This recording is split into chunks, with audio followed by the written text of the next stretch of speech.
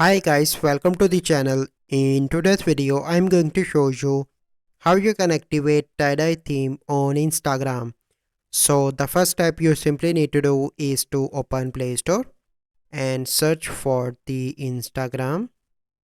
You need to click on that and you need to update your Instagram application first. Once you've done that, you simply need to go back and open Instagram application. Here you need to click on the messenger icon on the top right. From here you need to select any conversation. Click on the name on the top.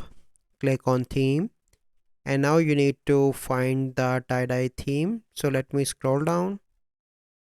So here it is. You simply need to select that.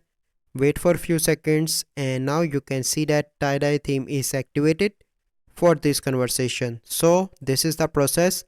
I hope you find this video helpful. If you find this video helpful, must like this video, subscribe to our YouTube channel for future videos. We'll see you in the next video. Thank you. Have a good day.